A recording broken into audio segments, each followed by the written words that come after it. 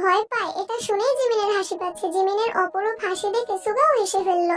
Sugar উচ্চতা 5 fit নয়, গায়ের রং উজ্জ্বল শ্যামলা, সুস্বাস্থ্যের অধিকারী, বলতে গেলে কিছুটা গোলুমোলু টাইপের। সুগার দাড়িও জাঙ্কুকের মতো ছোট করে কাটা, ফুল হাতার টি শার্ট কোণে পর্যন্ত উঠানো, সাথে জিন্স প্যান্ট। হেলমেটের কারণে গুছানো চুলগুলো অগোছালো হয়ে গেছে। জিমিন সুগার মুখের দিকে কিছুক্ষণ দেখলো। এমনিতে খুব মুডি মনে হলেও হাস্যজ্জ্বল মুখ দেখলে মনে হয় না এই মানুষটা এত রাগী। দুজনেই খাওয়া শেষ করলো। তারপর জিমিনকে বাসার গলি পর্যন্ত পৌঁছে দিয়ে বাসায় ফিরেছে সুগা। দিনটা বৃহস্পতিবার ছিল। তে সন্ধ্যাবেলা সোফায় বসে নুডলস খাচ্ছিল। এমনিতে ইদানিং তের মন ভালো নেই। জাঙ্কুক ভাইয়ের মুখে সেদিন না শব্দ শোনার পর থেকে তে আর জাঙ্কুক ভাইয়ের সাথে কথা বলে না। জাঙ্কুকও আগ বাড়িয়ে কথা বলতে আসে না। তে নুডলস খাওয়ার মাঝে জিন হুট করে এসে তের পাশে বসলেন। তে অবাক চোখে চাইলো বড় আম্মুর দিকে। তারপর ঠান্ডা কণ্ঠে শুধালো, কি হয়েছে বড় আম্মু? জিন উত্তেজিত কণ্ঠে বলা শুরু করলো, হ্যাঁ রে তে, মেয়েটা যে তোকে পড়ায় কি যেন নাম? তে ভ্রু কুঁচকে উত্তর দিল, রোজ আপু। কেন? জিন উত্তেজিত কণ্ঠে পুনরায় বললেন, রোজ মেয়েটাকে তোর কেমন লাগে? আমার তো বেশ ভালো লাগে, খুব ঠান্ডা, মন মানসিকতাও ভালোই মনে হলো। আমার মাথায় একটা চিন্তা ঘুরতেছে, জাঙ্কুকের তো বিয়ের বয়স হয়েই গেছে, রোজের সঙ্গে তোর জাঙ্কুক ভাইকে মানাবে ভালো, তাই না? তোর মনে হচ্ছে মাথার উপরে অবস্থিত ছাদটা আকস্মাৎ তোর মাথায় ভেঙে পড়েছে। তোর বুকটা কেঁপে উঠলো। যেই মেয়েকে নিয়ে নিজেই আতঙ্কে আছে সেখানে বড় আম্মু ওই মেয়েকেই বউ করার কথা বলছে। এ যেন কাটা গায়ে নুনের ছিটা দেওয়ার মতো। তুই ঢুক গেলে নিজেকে স্বাভাবিক রাখার চেষ্টা করছে, কিন্তু চাইলেই কি সবকিছু লুকানো সম্ভব? যেই মানুষটার জন্য বুকের ভেতর একাকার সমান ভালোবাসা, সেই মানুষটার বিয়ের কথা শুনছে, তাও অন্য মেয়ের সাথে। তুই চিৎকার করে কাঁদতে ইচ্ছে করছে। বড় আম্মুকে কি করে বোঝাবে 3 মাসে জাঙ্কুক ভাইকে নিজের থেকেও বেশি ভালোবেসে ফেলেছে। জিন পুনরায় প্রশ্ন করলেন, এই তে, রোজকে জিজ্ঞেস করিস তো কাউকে পছন্দ করে কিনা? পছন্দ না থাকলে ভাবছি জাঙ্কুকের সাথে তোর বড় আব্বুর সাথে এই বিষয়ে কথা বলবো। কথা শেষ করে জিন উঠে রান্নাঘরে চলে গেছে। এদিকে তের গলা দিয়ে নুডলস নামছে না, বুক ফেটে কান্না আসছে। নুডলসের প্লেট রেখে নিজের রুমে চলে গেছে। ফ্যান ছেড়ে লাউড স্পিকারে গান চালিয়ে ইচ্ছে মতো করেছে। মনের কষ্ট প্রকাশ করার মতো কেউ নেই তের জীবনে, তাই কান্নাই তার একমাত্র সঙ্গী। ঘন্টাখানেক পর রোজ আপু পড়াতে আসছে। তে হাত মুখ ধুয়ে ফ্রেশ হয়ে নিচে পড়তে আসছে। রোজ আপুকে দেখে তের মাথায় শুধু বড় আম্মুর কথাগুলোই ঘুরছে। পড়ানো শেষে তে বলল, আপু একটা কথা জিজ্ঞেস করি? রোজ মিষ্টি করে হেসে বলল, হ্যাঁ অবশ্যই। তে শীতল কণ্ঠে প্রশ্ন করলো, আপু আপনি কি কাউকে পছন্দ করেন? তের এমন প্রশ্নে রোজের ওষ্ঠদ্বয় আরো বেশি প্রশস্ত হলো। শান্ত স্বরে উত্তর দিল, হ্যাঁ। তে যেই না প্রশ্ন করতে যাবে কে সে, তার আগেই রোজের ফোনে কল আসে। কল রিসিভ করে কথা বলতে বলতে তের থেকে বিদায় নিয়ে রোজ বেরিয়ে গেছে। অষ্টাদশীর মনের ভেতর তোলপাড় চলছে। বড় আম্মুর বলা কথাগুলো মাথায় ঘুরছে। রোজ আপুর বিষয়ে জাঙ্কুক ভাইয়ের কেয়ার, কিছুদিন আগে তেকে কাজিন বলে পরিচয় দেওয়া, আজ রোজ আপুর পছন্দের মানুষ আছে জানতে পারা, সবকিছু যদি একসাথে বাধা হয় তাহলে তের কি হবে? তের চোখ টলমল করছে। 2 ফোঁটা পানি গড়িয়ে পড়তে তে হাতের উল্টো পিঠ দিয়ে চোখ মুছে শক্ত কণ্ঠে নিজেকে শাসালো, একদম কাঁদবি না। যে মানুষটা কোনোদিন তোর হবেই না তাকে নিয়ে কেন কাঁদছিস? তে রাতে খায়নি, সবাই অনেক ডেকেছে কিন্তু তাতেও তের রুম থেকে বের হয়নি। জাঙ্কুক বাসায় ফেরার পর থেকে ছাদে ছিল। রুমে এসেছে শেষ রাতের দিকে, তাই সে এসবের কিছুই জানে না। শুক্রবারের সকাল থেকে তের কোনো হদিশ নেই। সুগা পর্যন্ত ডেকে আসছে কিন্তু তে আসেনি। জাঙ্কুক ঘুম থেকে উঠেছে 12টার দিকে। শাওয়ার নিয়ে রেডি হয়ে নামাজে গেছে। তে তখনও রুমে শাওয়ার নিয়ে নামাজ পড়ে আবার শুয়ে পড়েছে। বের হয়ে জাঙ্কুক ভাই বা বড় আম্মুর মুখোমুখি হওয়ার বিন্দুমাত্র ইচ্ছে নেই তার। জাঙ্কুক নামাজ থেকে এসে খেতে বসেছে, বাকিরাও খেতে বসেছে। রোয়া ইয়ঞ্জনকে উদ্দেশ্য করে আস্তে করে বললেন, মেজো আপা, তে তো এখনো খেতে আসলো না। এই কথা জাঙ্কুকের কান পর্যন্ত পৌঁছে গেছে। খাবার মুখে দিতে গিয়েও থেমে গেল। সহসা সুগার দিকে তাকিয়ে ইশারা করলো। সুগার সঙ্গে সঙ্গে উঠে গেছে। তেকে ডেকে ধমকে নিয়ে আসছে। তের চোখ মুখ ফুলে আছে, চুলগুলো এখনো ভেজা, চুল থেকে টুকটুক করে পানি পড়ছে। মাথা নিচু করে খেতে বসেছে, চুল দিয়ে বেশ অর্ধেক মুখ ঢেকে রেখেছে। কিন্তু জাঙ্কুক তের বিপরীতে বসা স্পষ্ট তের চোখ নাক মুখ দেখতে পাচ্ছে। জাঙ্কুক খাওয়ার মাঝখানে বেশ কয়েকবার তের দিকে তাকিয়েছে, ভেবেই পাচ্ছে না হলো কি, কিন্তু তে ভুল করেও একবার মুখ তুলে তাকায়নি। তের হাবভাব দেখে সোবিন রেগে গেলেন। কঠিন স্বরে বললেন, পরীক্ষা যত কাছে আসছে তোমার অমনোযোগিতা ততই বাড়ছে। যা যা চাইতেছো সবই তোমাকে দেওয়া হচ্ছে, তারপরও তোমার পড়াশোনাতে এত অবহেলা। শুনলাম ইদানিং কোচিং এও যাচ্ছ না, অবশ্য যাবেই বা কিভাবে? যাই হোক, বাড়িতে অন্তত ঠিকমতো পড়াশোনা করো। জাঙ্কুক খাওয়া বন্ধ করে রাতে দাঁত চেপে বসে আছে। জাঙ্কুকের অন্য হাত টেবিলের নিচে সুগা চেপে ধরে রেখেছে। জাঙ্কুক প্লেটের খাবার শেষ করে সবার আগে উঠে গেছে। কোনো দিকে না তাকিয়ে সোজা রুমে চলে গেছে। 1 থেকে 1.5 ঘন্টা পর সুগা জেনি আর লিমিনহোকে ডেকে বলেছে রেডি হওয়ার জন্য, ঘুরতে নিয়ে যাবে। 2 ভাই বোন খুশিতে গদগদ হয়ে রেডি হতে চলে গেছে। জীবনে প্রথমবার বাইকে ঘুরতে যাচ্ছে। জাঙ্কুক আগে থেকে রেডি হয়ে সোফায় বসে আছে। শুক্রবার মানেই জাঙ্কুকের পাঞ্জাবি পরার দিন। বেগুনি রঙের একটা পাঞ্জাবি পরেছে, সাদা রঙের প্যান্ট, বেলি ফুলের সুগন্ধযুক্ত তীব্র পারফিউম দিয়েছে গায়ে, সাথে একটা সুন্দর ডিজাইনিং ঘড়ি, চুলগুলো সুন্দর করে স্টাইল করেছে। যদিও হেলমেট পরলে চুল অগোছালো হবেই। জাঙ্কুক সোফায় বসে ফোন চাপতেছিল। সুগার পরনে পাঞ্জাবি আর লুঙ্গি, নামাজ থেকে এসে লুঙ্গি পরেছিল, এখনো তাই পরনে। প্যান্ট পরার সময়ও পাচ্ছে না ছেলেটা। সিঁড়ি দিয়ে নিচে নেমে জাঙ্কুকের থেকে কিছুটা দূরে দাঁড়িয়ে বিড়বিড় করে বলল, ভাইয়া বোনও তো ঘুরতে যাবে না বলছে। সঙ্গে সঙ্গে জাঙ্কুক চোখ রাঙিয়ে তাকিয়েছে। সুগার ঢোক গিলে ছোট করে বলল, আচ্ছা আমি রাজি করাচ্ছি। আবার দ্রুত দৌড় দিল বোনের রুমের দিকে। তেকে বুঝাচ্ছে, কিন্তু তে কোনো কিছুতেই রাজি হচ্ছে না, রাগে চিৎকার করছে। বললাম তো যাবো না, তোমরা ঘুরে আসো, আমার ইচ্ছে নেই। সুগা আবার নিচে আসছে। জাঙ্কুককে কিছু বলার আগেই জাঙ্কুকের তপ্ত দৃষ্টি দেখে ভয়ে আবার বোনকে রাজি করাতে গেছে।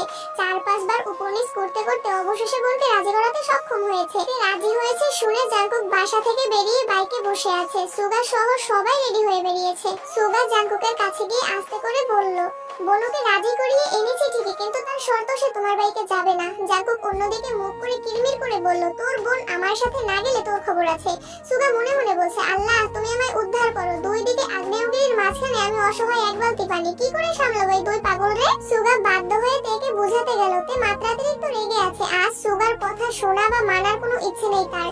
জাঙ্কুক ভাইয়ের সাথে যাবে না মানে যাবেই না। সুগা জাঙ্কুকের দিকে তাকাতেই দেখলো জাঙ্কুক রাগে ফুঁসছে। সুগা বিড়বিড় করে বলল, কি মুসিবতে পড়লাম আমি।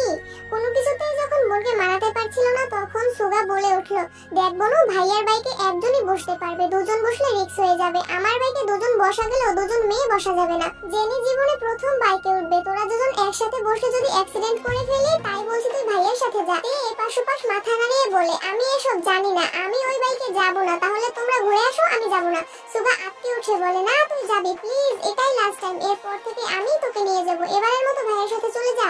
এই কথা বলে তো ফেলেছে, কিন্তু ঘুরে ভাইয়ের দিকে তাকানোর সাহস পাচ্ছে না, কারণ এই কথা শুনে নিশ্চিতভাবে জাঙ্কুকের রাগ দ্বিগুণ বেড়েছে। আর ভাইয়ের রক্তবর্ণের চোখে চোখ রাখার ক্ষমতা সুগার নেই। সে তো বোনকে বোঝানোর জন্য এই কথা বলেছে, কিন্তু জাঙ্কুক তো এটা সহ্য করবে না।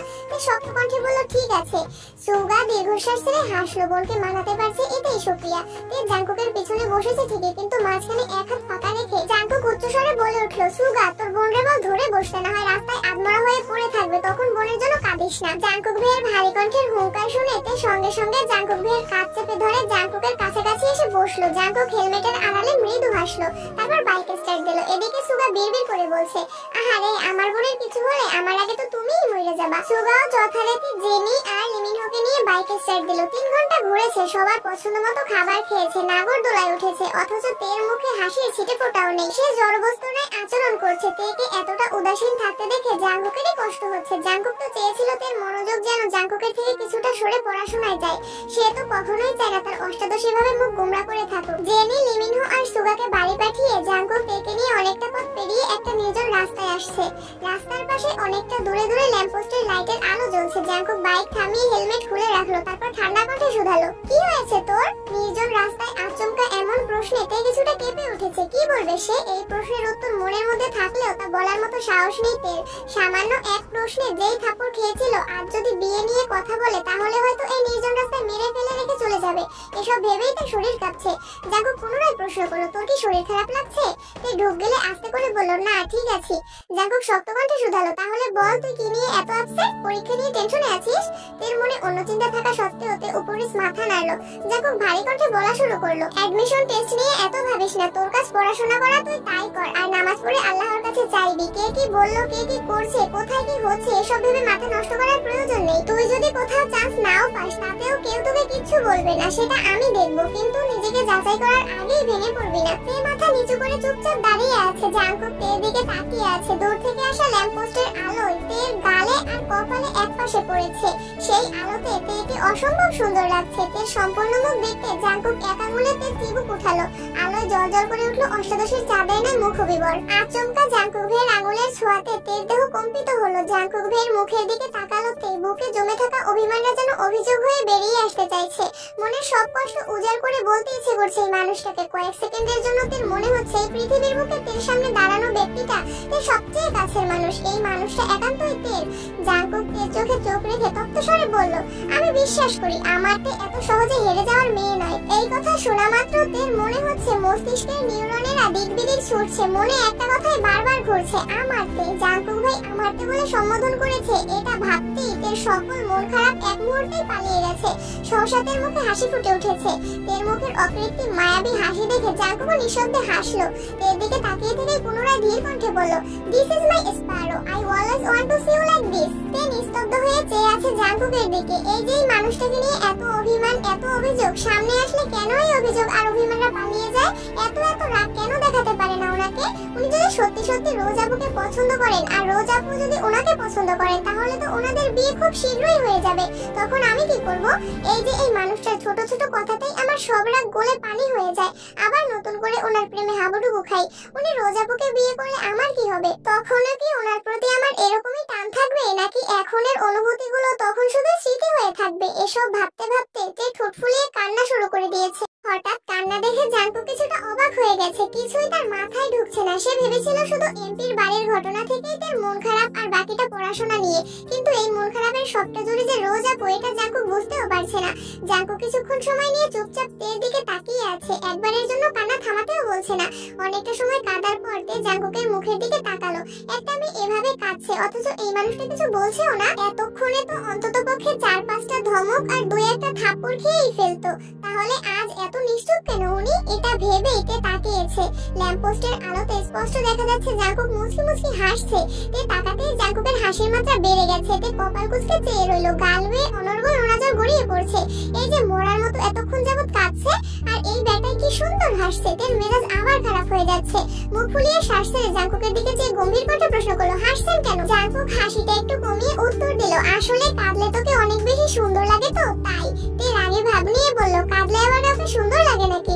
আর তাই বলে আপনি এভাবে হাসবেন? জাঙ্কুক মৃদু হেসে উত্তর দিল, আসলে তোর বান্ধবীর থেকেও সুন্দর লাগছিল, তাই হাসি আটকাতে পারছিলাম না। তে আটকে উঠে প্রশ্ন করলো, বান্ধবী মানে? জাঙ্কুক সশব্দে হেসে উত্তর দিল, ওই যে শেওড়া গাছে থাকে যে বান্ধবীটা, ওইটার থেকেও তোকে সুন্দর লাগছিল।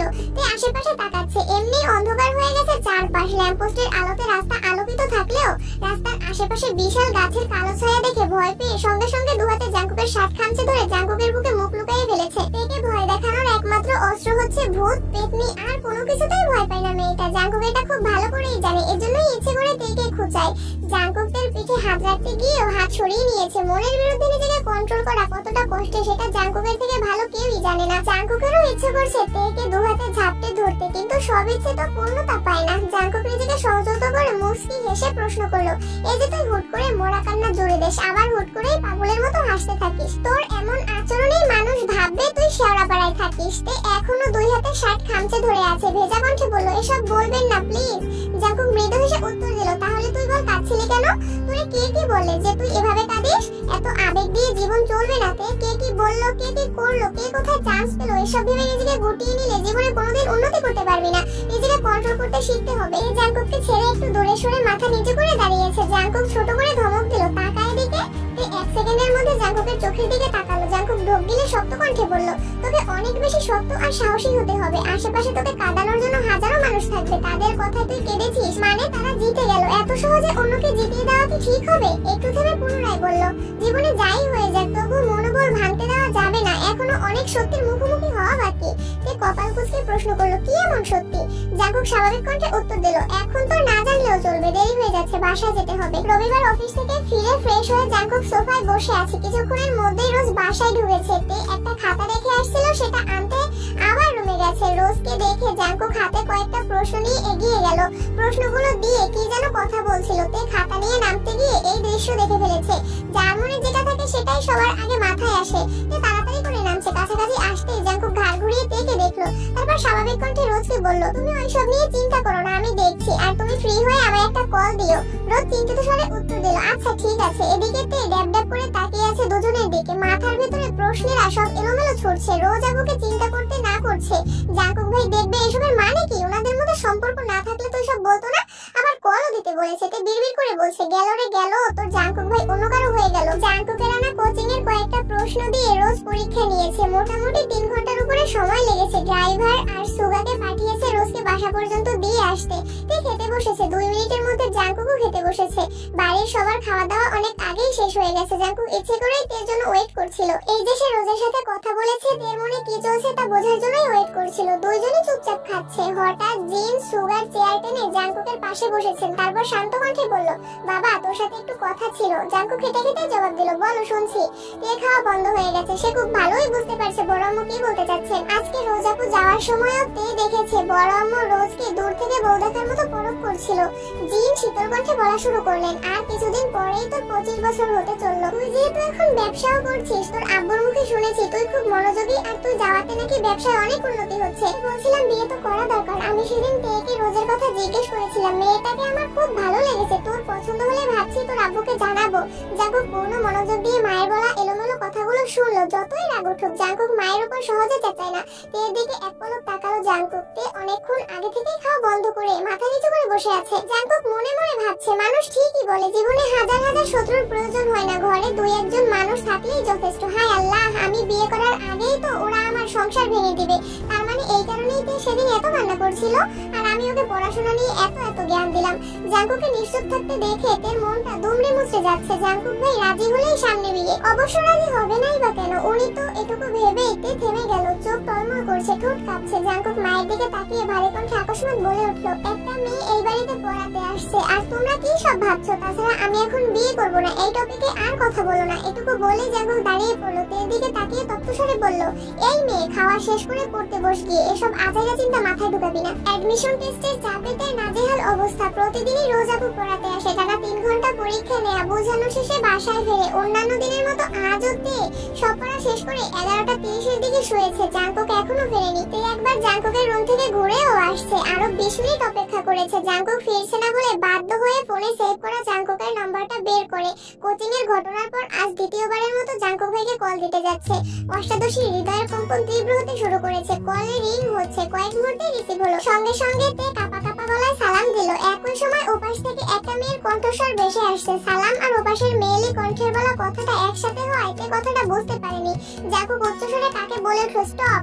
সহসা স্বাভাবিক কণ্ঠে সালামের উত্তর দিয়ে বলল, ঘুমাসনি এখনো?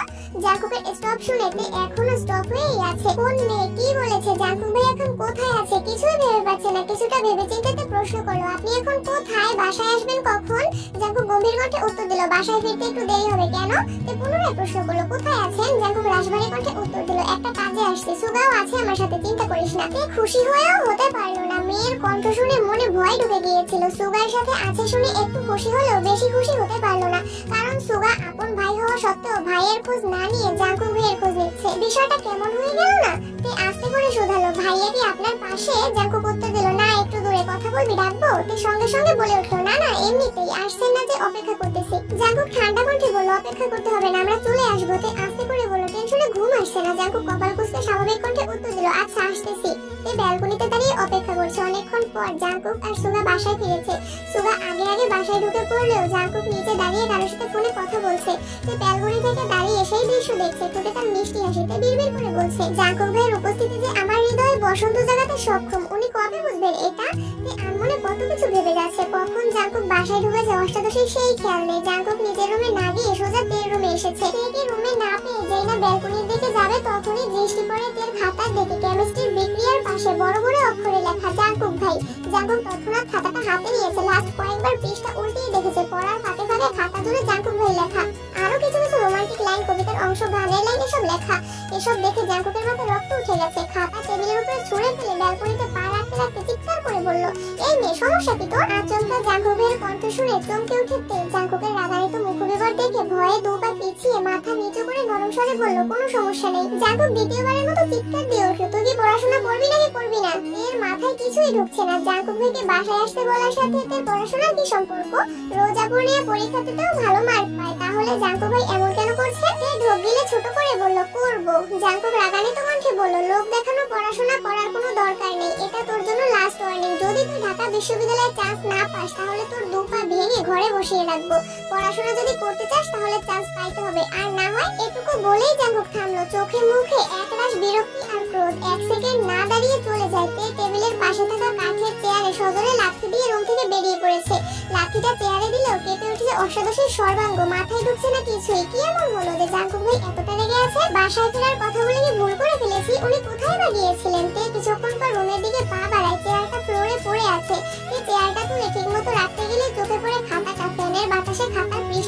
আছে। তাই সঙ্গে সঙ্গে খাতা তুলে নেয় হাতে। খাতা জুড়ে জাঙ্কুক ভাই লেখা দেখে কলিজা শুকিয়ে কাঠ হয়ে গেছে। বিড়বিড় করে বলল, সর্বনাশ, এই খাতাকে জাঙ্কুক ভাই দেখে ফেলেছেন। তখনই জাঙ্কুক আবার রুমে আসছে। ফ্যান বন্ধ করে তের হাত থেকে খাতাটা একটানে নিয়ে হাতে থাকা লাইটার দিয়ে আগুন জ্বালিয়ে দিয়েছে।